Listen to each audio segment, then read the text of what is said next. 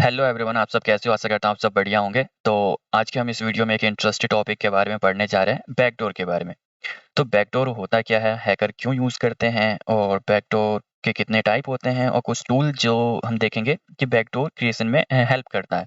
तो सबसे पहले मैं आपको समझाता हूँ कि बैकडोर होता क्या है और इससे पहले हम देखते हैं कि हैकर क्यों यूज़ करेगा बैकडोर के लिए। ओके।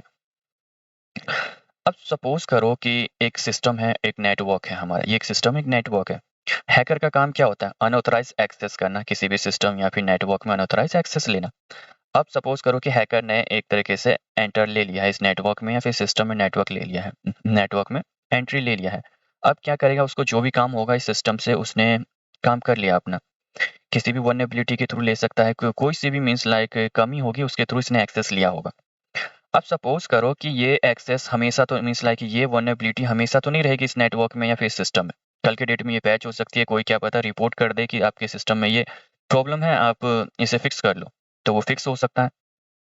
तो इस चीज़ को मीन्स हम एक तरीके से बोल सकते हैं कि इस चीज़ से बचने के लिए हैकर क्या करता है? क्योंकि हैकर को तो फ्यूचर भी एक्सेस चाहिए।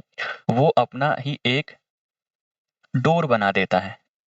वो वाला डोर नहीं, मीन्स लॉजिकली आप देखो तो मीन्स एक तरीके से वल्नरेबिलिटी क्रिएट कर देता है जिससे कि वो फ्यूचर में एक्सेस ले सके विदाउट मीन्स लाइक जितना आज मेहनत करनी पड़ी है उतना नहीं, क्या पता कल के डेट में वो वल्नरेबिलिटी मिले भी ना उस हैकर को। तो इसलिए क्या करता है हैकर, उस सिस्टम या उस नेटवर्क में एक तरीके से एक वल्नरेबिलिटी क्रिएट कर देता है जिससे वो फ्यूचर एक्सेस ले सके। तो बैकडोर होता क्या है और बैकडोर का यूज क्या है, ये समझ में आ गया। और अब हम देखेंगे बैकडोर के टाइप। बैकडोर के जो है मेनली थ्री टाइप के बैकडोर होते हैं। फर्स्ट जो है malicious backdoor, second hardware backdoor, third software backdoor. Malicious backdoor attacker system में अनऑथराइज एक्सेस लेने के लिए इंस्टॉल करता है।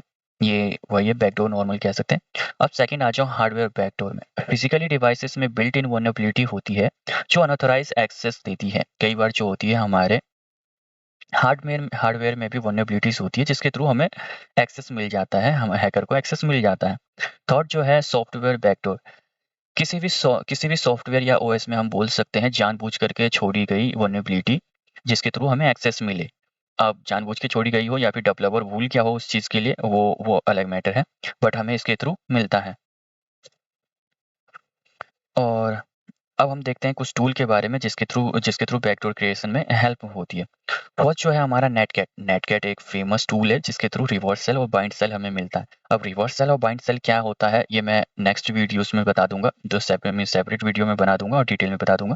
अभी के लिए बस ये समझो कि रिवर्स सेल और बाइंड सेल जो होता है हमें एक तरीके से CLI एक्सेस प्रोवाइड करता है, कमांड लाइन एक्सेस प्रोवाइड करता है जिसके थ्रू हमें एक्सेस मिल जाता है, सिस्टम के नेटवर्क में एक्सेस मिलता है।